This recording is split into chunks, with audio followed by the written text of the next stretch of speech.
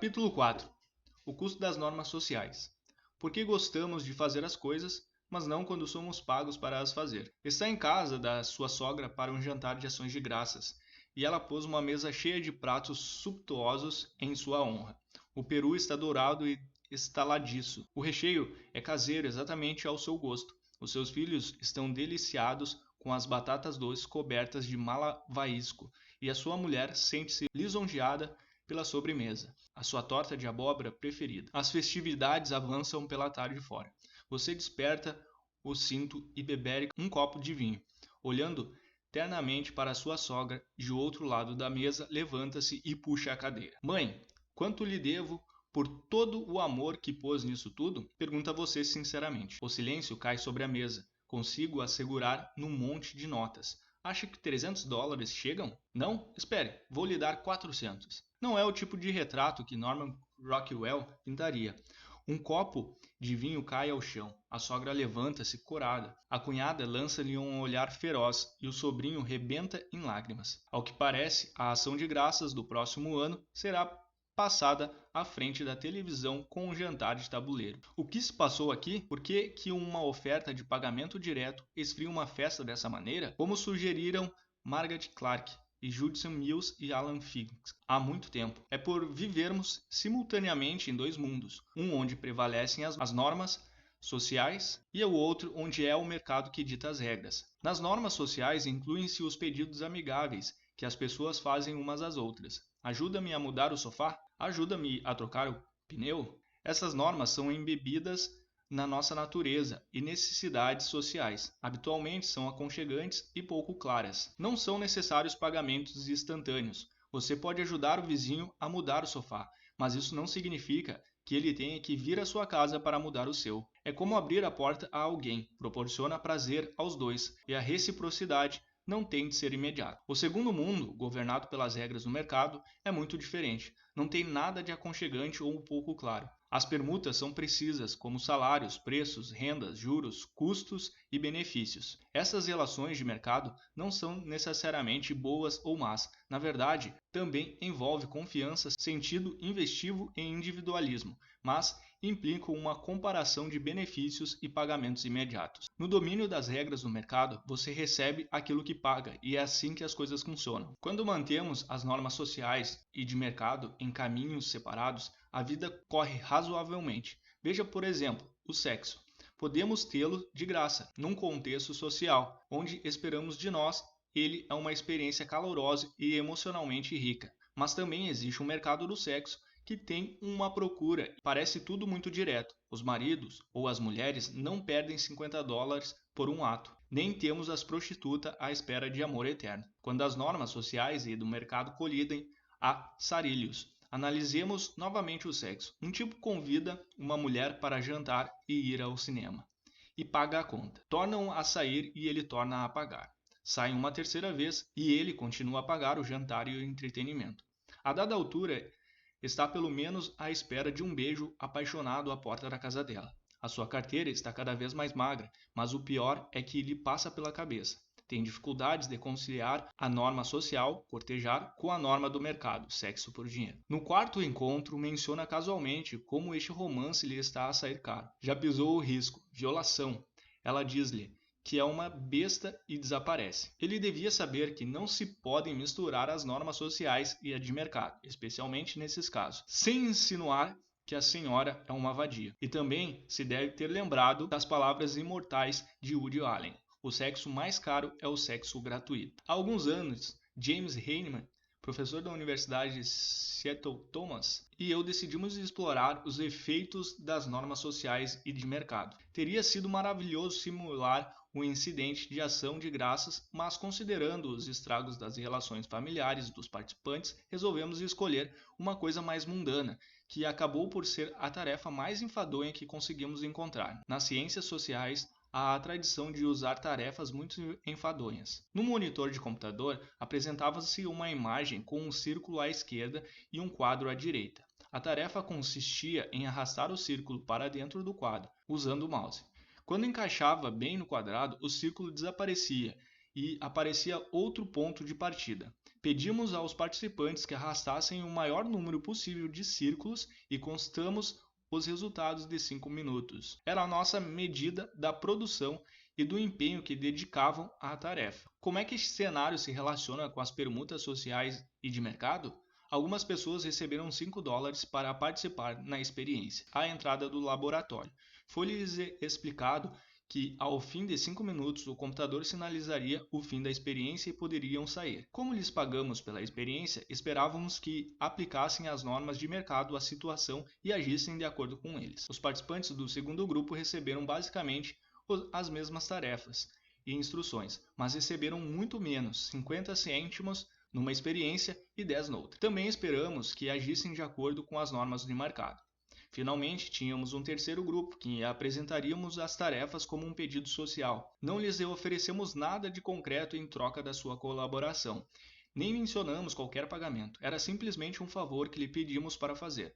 Esperamos que estes participantes aplicassem as normas sociais à situação e agissem em conformidade com eles. Qual a diferença de empenho nos três grupos? De acordo com as características das normas de mercado, os que receberam $5 arrastaram uma média de 159 círculos e os que receberam 50 cêntimos uma média de 101 círculos. Tal esperado, o dinheiro extra motivou os participantes a esforçar-se mais, cerca de 50%. E a condição sem dinheiro nenhum? Esses indivíduos trabalharam mais ou menos do que os outros foram pagos? Ou na ausência de dinheiro aplicaram as normas sociais e empenharam-se mais?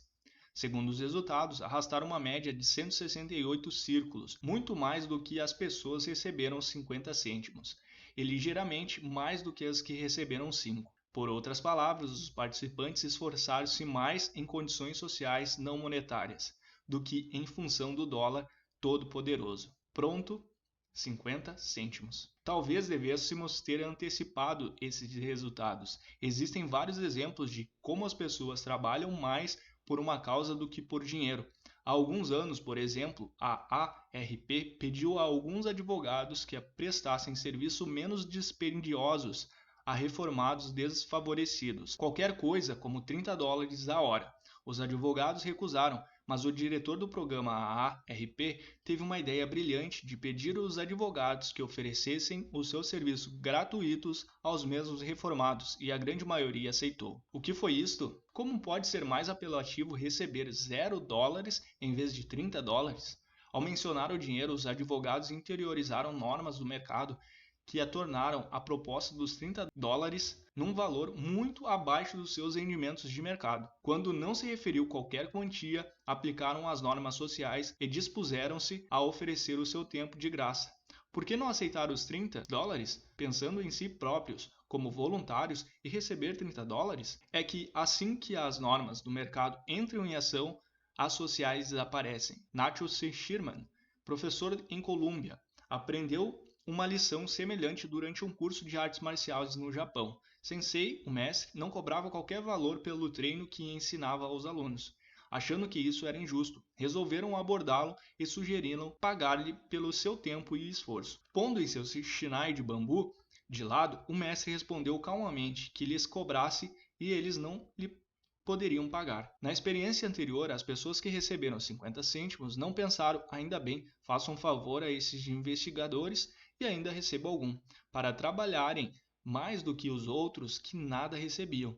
Pelo contrário, adaptaram as normas de mercado, decidiram que 50 cêntimos não era muito e trabalharam sem muito ânimo. Por outras palavras, quando as normas de mercado entraram no laboratório, as sociais foram postas de lado. Mas o que aconteceria se substituíssemos os pagamentos por um presente? A sua sogra aceitaria certamente uma boa garrafa de vinho ao jantar. Para um amigo, pode sempre oferecer um presente simpático para a casa, uma planta amiga do ambiente?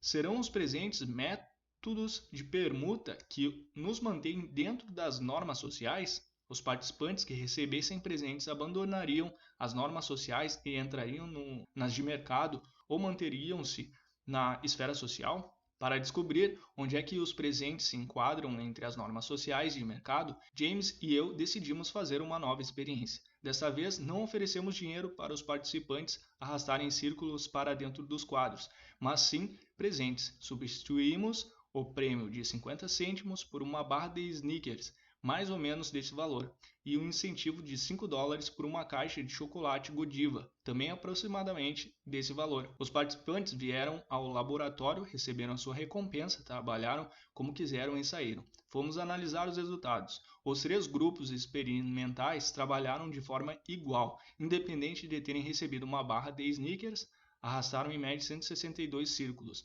ou a caixa Godiva, uma média de 169 círculos. Conclusão, um pequeno presente não ofende ninguém, porque nos mantém no mundo social e nos afasta das normas de mercado. Mas o que aconteceria se misturássemos os sinais dos 2 tipos de normas? Se misturássemos a norma de mercado com a social? Por outras palavras, se disséssemos que dávamos uma barra de Snickers de 50 cêntimos ou uma caixa Godiva de $5, como reagiriam os participantes?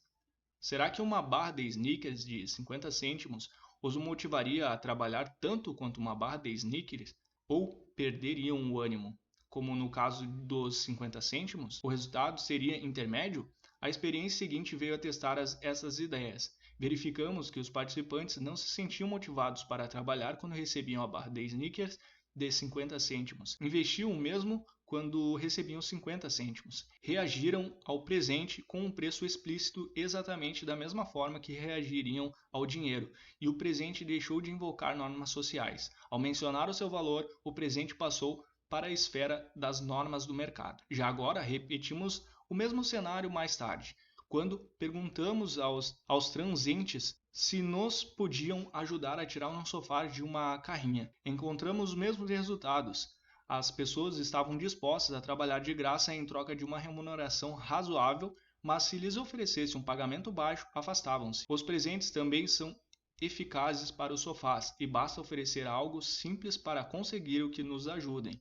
Mas se mencionar o seu custo, viram-lhe as costas mais depressa do que você consegue dizer normas de mercado. Estes resultados demonstram que para as normas de mercado emergirem, basta mencionar dinheiro, mesmo que não circule nenhum. Claro que elas não influenciam só o empenho e estão relacionados com uma gama vasta de comportamentos, incluindo a autoconfiança, a ajuda e o individualismo. Será que pôr as pessoas simplesmente a pensar em dinheiro induziria um comportamento diferente nesses aspectos? Esta premissa foi explorada num conjunto de experiências fantásticas por Kathleen Vosch, professora da Universidade de Minnesota, Nicolas Mien, formada pela Universidade da Flórida, e Miranda Gould, formada pela Universidade de British Columbia. Pediram aos seus participantes que completassem uma tarefa de organização de frases. Isto é, tinham que reorganizar palavras para formar frases. Para um dos grupos, a tarefa baseava-se em frases neutras, por exemplo, faz frio lá fora. Para outra, as palavras relacionavam-se com o dinheiro, por exemplo, o salário de alto nível. Pensar deste modo em dinheiro seria suficiente para mudar o comportamento das pessoas? Numa das experiências, terminaram a tarefa da reorganização e receberam um puzzle complicado, em que tinham que encaixar 12 discos num quadrado.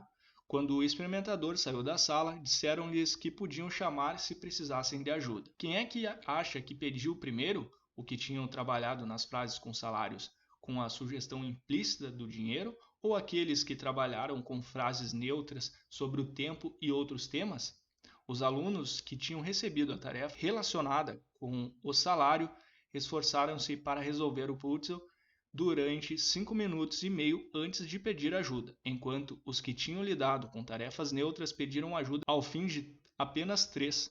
Neste caso, pensar em dinheiro tornou os participantes do grupo salário mais confiantes e menos dispostos a pedir ajuda. Mas esses participantes também se prestavam menos a ajudar os outros. Depois de pensar no dinheiro, ajudavam menos um experimentador a introduzir os dados, ajudavam menos os que pareciam confusos ou estranho, um experimentador disfarçado que entortou uma caixa de lápis acidentalmente. De modo geral, os participantes do grupo salário revelaram muitas das características do mercado. Eram mais egoístas e confiantes, queriam passar mais tempo sozinhos, selecionavam mais tarefas individuais em detrimento das de grupo, e quando decidiam onde se deviam sentar, escolhiam lugares mais longe daqueles com que deviam trabalhar. Na realidade, pensar em dinheiro faz-nos comportar como a maioria dos economistas. acham que nos comportamos e menos como os animais sociais como somos todos os dias. Isso me leva a um pensamento final. Quando levamos alguém a um restaurante, pelo amor de Deus, não mencione o preço dos pratos.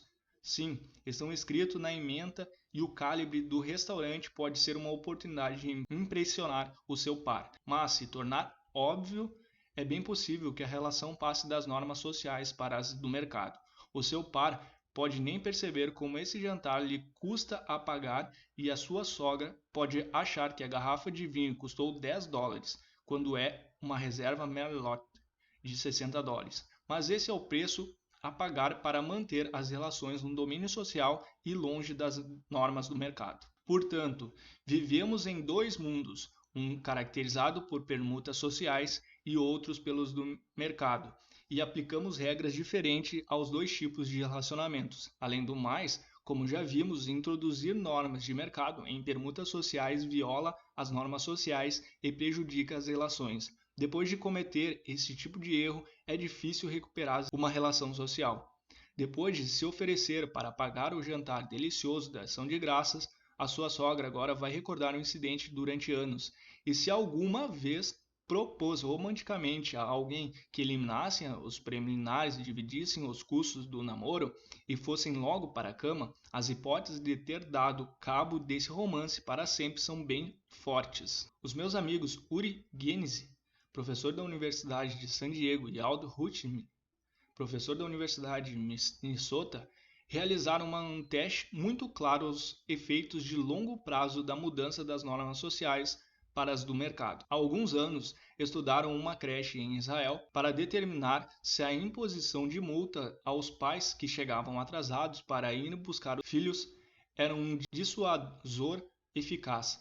Uri e Aldo concluíram que a multa não funcionava bem e que, ao longo prazo, até tinha efeitos negativos. Por quê? Antes de existir a multa, os professores e os pais tinham um contrato social regido por normas sociais sobre a pontualidade. Quando chegavam atrasados, os pais sentiam-se culpados e esse sentimento compelia-os a chegar a horas na próxima vez que fossem buscar os filhos.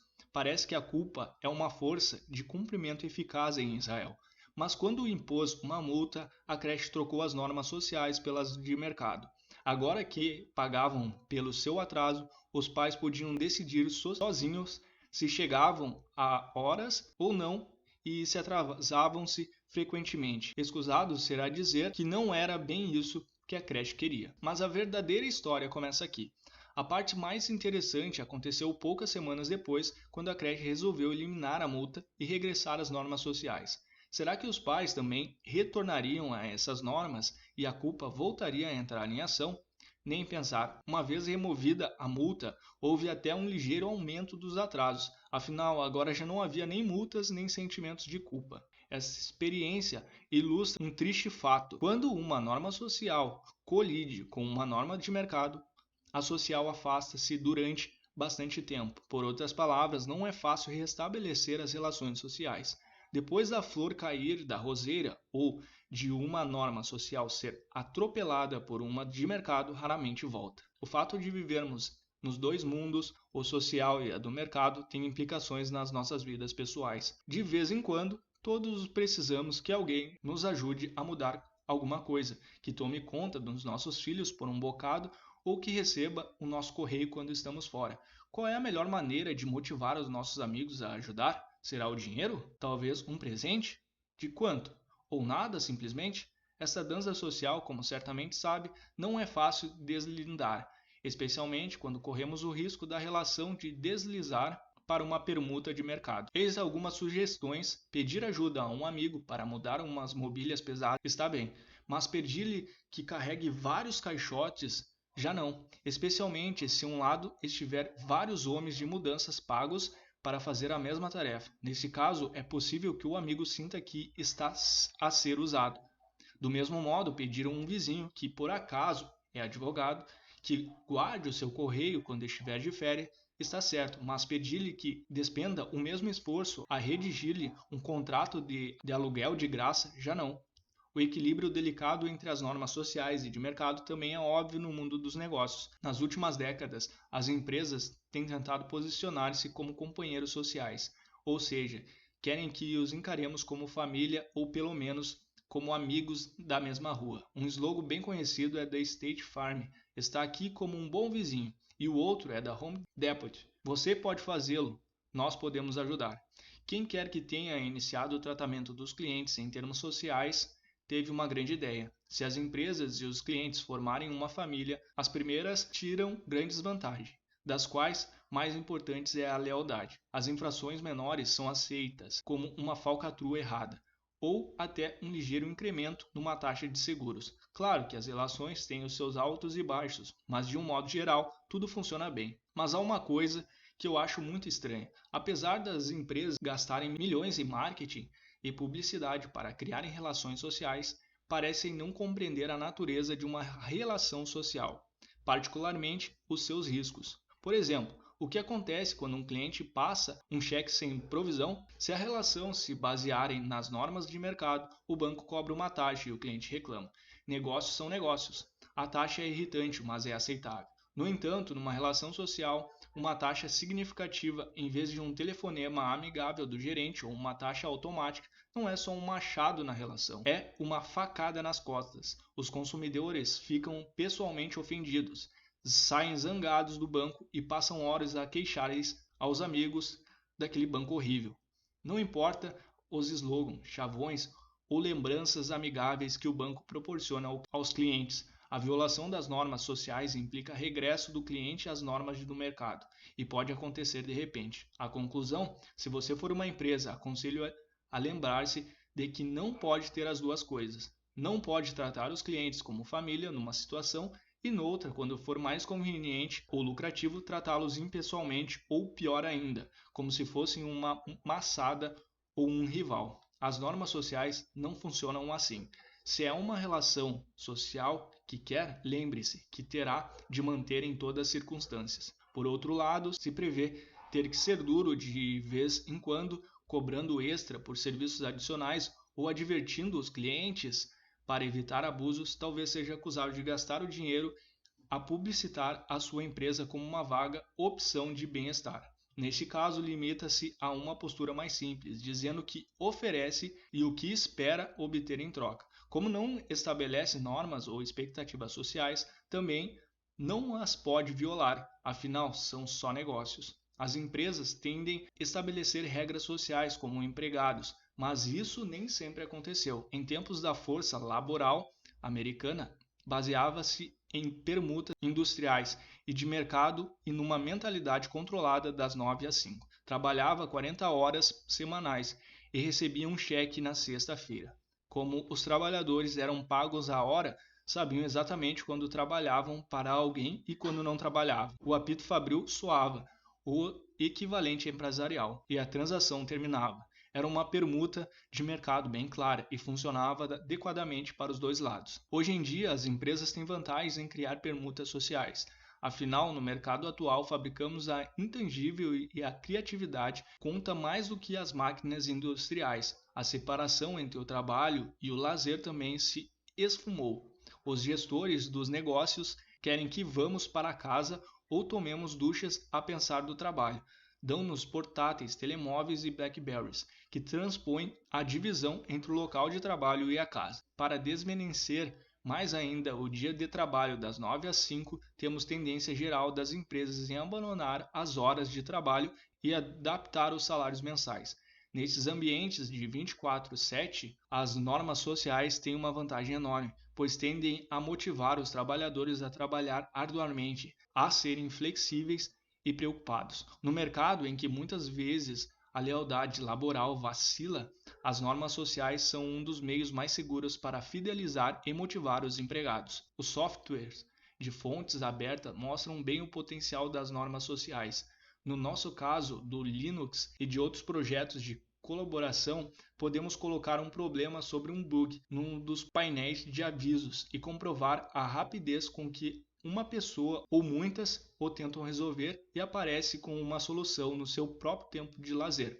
É possível pagar por esse tipo de serviço? Provavelmente sim, Porém, se tivéssemos que contratar pessoas desses calibre, iria custar-nos os olhos da cara. As pessoas dessas comunidades preferem conceder seu tempo à sociedade como um todo, recebendo os mesmos benefícios sociais que todos obtemos por ajudar um amigo a pintar uma sala. O que podemos aprender aqui que se aplica ao mundo dos negócios? Existem recompensas sociais que motivam fortemente o comportamento e a motivação das recompensas e a reputação social dos fatores muito pouco utilizados na vida empresarial. O tratamento que as empresas dispensam aos empregados, assim como os clientes, devem refletir o seu compromisso a longo prazo. Se os empregados prometerem trabalhar mais para cumprir um prazo importante, mesmo cancelando obrigações familiares, se lhes é pedido que apanhem um avião de repente para ir a uma reunião, então devem receber em troca algo semelhante, como um apoio na doença ou possibilidade de manter o emprego quando o mercado os ameaça com o desemprego. Apesar de algumas empresas terem tido sucesso na criação de normas sociais com os trabalhadores, a obsessão atual dos lucros a curto prazo, da subtratação e da redução draconiana dos custos ameaça a sua existência. Afinal, numa pergunta social, as pessoas acreditam que se algo correr mal, a outra parte estará lá para ajudá-lo e proteger. Essas expectativas não estão escritas num contrato, mas constituem obrigações gerais de ajuda e apoio em tempos difíceis. Mais uma vez, as empresas não podem ter as duas coisas. Em especial, preocupa-me que os últimos cortes nos benefícios laborais, como assistência infantil, as reformas, flexibilidade horária, nas salas de exercício, cafeteria, piqueniques de família, etc., se façam à custa das permutas sociais, por conseguinte, afetam a produtividade dos trabalhadores. Preocupa-me de sobremaneira que os cortes e as mudanças nos benefícios médicos possam transformar a relação social entre empregadores e empregados numa relação de mercado. Se as empresas querem aproveitar as vantagens das normas sociais, têm que saber cultivá-las melhor. Os benefícios médicos, especialmente uma cobertura alargada, são das melhores expressões do seu lado dessa permuta social. Mas o que fazem muitas empresas? Existem elevadas deduções nos planos de seguros que reduzem a amplitude dos benefícios, alterando assim o contrato social entre a empresa e os trabalhadores e substituindo com normas sociais. Se as empresas alteram as regras e os empregados passam das normas sociais para as de mercado, podemos criticá-los por abandonarem o navio quando lhes parece uma melhor oferta? Realmente, não admira que a lealdade empresarial dos empregados pela empresa se tenha transformado no oxímoro. As organizações também devem pensar conscienciosamente sobre as reações das pessoas às normas sociais de mercado.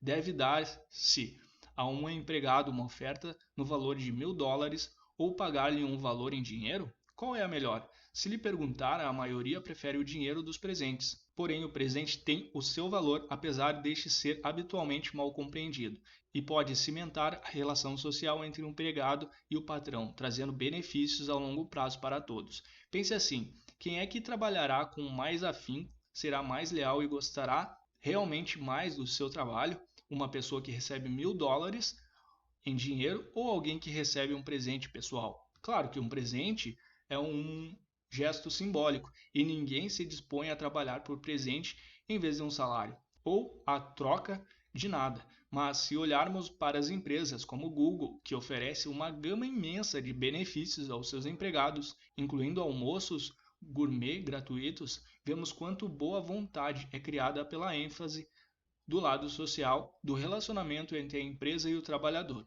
É espantoso o que as empresas recentes conseguem das pessoas quando as normas sociais, além da excitação de criar uma coisa juntos, são mais fortes do que os do mercado, como a subida dos salários resultante das promoções. Se as corporações pensassem em termos das normas sociais, compreenderiam que eles incrementam a lealdade e, o mais importante, fazem as pessoas dedicar-se ao nível que hoje é necessário, sendo flexíveis, preocupados e vestindo a camisola da empresa. É isso que resulta das relações sociais. Devíamos pensar frequentemente na questão das normas sociais do mercado de trabalho. A produtividade da América depende cada vez mais do talento e do empenho dos seus trabalhadores. Será que estamos a arrastar os negócios do reino das normas sociais para as do mercado, os trabalhadores pensam em termos de dinheiro, em vez dos valores sociais, lealdade e confiança. O que será da produtividade americana ao longo prazo em termos de criatividade, compromisso? E o que dizer do contrato social entre o governo e os cidadãos? Estará também em risco? A certo nível, todos conhecemos essas respostas. Compreendemos, por exemplo, que um salário por si só não motiva ninguém a arriscar a vida. Os policiais, bombeiros e soldados não morrerão por causa de um salário mensal. São as normas sociais, o orgulho da profissão e o sentido de dever que os motiva a abdicar da sua vida ou da saúde. Uma vez que um amigo meu acompanhou um agente alfandegário dos Estados Unidos numa patrulha às águas costeiras, o agente estava armado e certamente poderia disparar vários balásios num qualquer barco de tráfico de drogas. Mas, alguma vez tinha feito? Nem pensar, disse ele. Não estava disposto a morrer pelo salário que recebia do governo. Aliás, confiou-me ele, o seu grupo tinha um acordo tácito com os traficantes, segundo o qual os federais não disparavam se os traficantes não disparassem também. Talvez seja por isso que raramente ouvimos notícias sobre tiroteios navais nas franjas da guerra às drogas na América. Como mudar essa situação? Primeiro, podíamos tornar o salário federal tão bom que os agentes se depurariam a arriscar a vida por ele. Mas estamos a falar de quanto dinheiro? A mesma compensação que o típico traficante de drogas obtém numa viagem rápida entre Miami e Bahamas?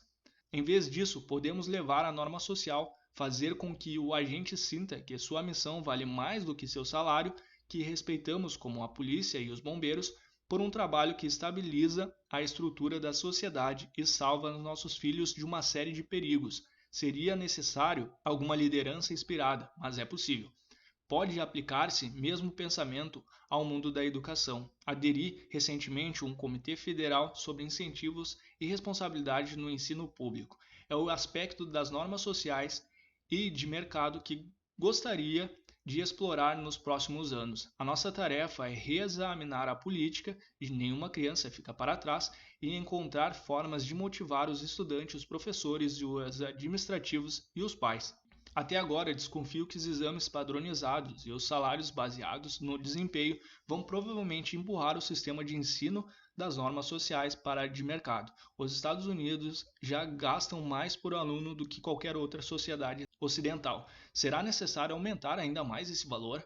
Aplicar-se a mesma consideração aos exames já são tão frequentes que não é provável que aumentassem desse modo a qualidade do ensino. Desconfio que uma das respostas possíveis pertence ao âmbito das normas sociais. Como aprendemos nas nossas experiências, o dinheiro só nos leva até certo ponto, e são as normas sociais que podem marcar a diferença a longo prazo. Em vez de nos concentrarmos nos professores, nos pais e nas notas dos miúdos, nos salários e na competitividade, talvez fosse melhor instigar em todas as partes envolvidas um sentimento de propósito, missão, orgulho na educação. Para isso, não podemos certamente seguir o caminho das normas sociais. Os Beatles proclamavam "Can't Buy Me Love", o que também se aplica ao amor ao ensino. Não é possível comprá-lo e, se tentarmos fazer, podemos afugentá-lo. Como melhorar então o sistema de educação? Talvez devêssemos começar por repensar os currículos escolares e ligá-los de formas mais óbvias aos objetivos sociais, eliminação da pobreza e do crime e defesa dos direitos humanos, etc. Tecnológicos, incentivar a conservação de energia, exploração do espaço, nanotecnologia, etc. E os médicos, cura do câncer, diabetes, obesidade, etc. Que nos preocupam enquanto a sociedade. Deste modo, os estudantes, os professores e pais passam a compreender a importância mais ampla da educação e sentir-se mais motivados e entusiastas. Também não confundir o número de horas que os alunos passam na escola com a qualidade do ensino que obtêm. Os miúdos entusiasmam-se com muitas coisas, por exemplo, beisebol, e como a sociedade, nosso desafio é fazer com que queiram saber tanto dos laureados Nobel como sabemos dos jogadores de beisebol. Não pretendo sugerir que dar início a uma paixão social pelo ensino seja fácil, mas se conseguirmos fazer, o valor resultante seria imenso. Na realidade, o dinheiro é muitas vezes a forma mais cara de motivar as pessoas. não só as normas sociais são mais baratas, como habitualmente são as mais eficazes. Então, para que serve o dinheiro? Nos tempos antigos, o dinheiro facilitava o comércio. Não era preciso atar um ganso às costas para ir ao mercado e decidir que parte do animal valia o mesmo que uma alface. Nos tempos atuais, o dinheiro traz ainda mais vantagens, já que permite a especialização, os empréstimos e a poupança, mas também adquirir uma vida própria, como já vimos, pode destruir o melhor das intenções humanas. Então, precisamos dele? Claro que sim, mas existem alguns aspectos da vida que seriam bem melhores se ele não existisse. É uma ideia radical que não é fácil. Imaginar de que há anos vislumbrar John Perry Barlow, que escrevia as letras para Grateful Dead, convidou-me para um evento que acabou por ser uma experiência pessoal importante e um exercício interessante na criação de uma sociedade sem dinheiro. Barlow diz-me que se o acompanhassem ao Burning Man, iria sentir-me como se tivesse regressado a casa. Trata-se de uma semana de autoexpressão, autoconfiança que ocorre todos os anos no deserto Black Rock, ao Nevada, ao que assistem regularmente mais de 40 mil pessoas. Burning Man começou em 1988 na Baker Beach, em São Francisco, quando uma pequena multidão desenhou, construiu e deitou fogo a um homem de madeira de 2,5 metros de altura e um cão mais pequeno.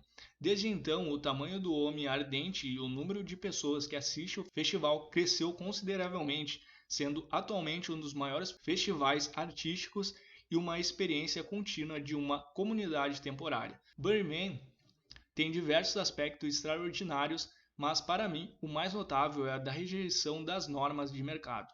No festival não se aceita dinheiro e o local funciona como uma economia de troca de presente.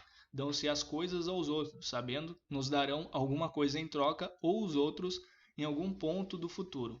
Assim, quem sabe cozinhar pode fazer uma refeição, os psicólogos oferecem sessões de aconselhamento gratuitos, os massagistas massageiam quem se deitar nas suas marquesas, os que têm água oferecem duchas, as pessoas oferecem bebidas, bijuterias caseiras e abraços. Eu fiz um puzzle no ateliê do Meet para dar e as pessoas gostaram de tentar resolver. A princípio, isto era tudo muito estranho, mas não demorei muito para adaptar-me às regras de Burning Man e fiquei surpreendido em constatar que foi um local mais social, aceitante e gentil que já conheci. Não se conseguiria sobreviver 52 semanas seguidas em Burning Man, mas a experiência convenceu-me de que a vida, com menos normas de mercado e mais sociais, seria mais satisfatória, criativa, realizadora e divertida. Acredito que a resposta não está em recriar a sociedade como Burning Man, mas em recordar que as normas sociais podem desempenhar um papel muito maior na sociedade do que atualmente pensamos. Se virmos como as normas de mercado têm vindo gradualmente a dominar as nossas vidas nas últimas décadas, com a importância crescente dos bons salários, mais rendimentos, mais consumo, talvez reconhecemos que um retorno a alguma das velhas normas sociais pode não ser tão mal como isso. Na verdade, talvez traga parte do antigo civismo de volta às nossas vidas.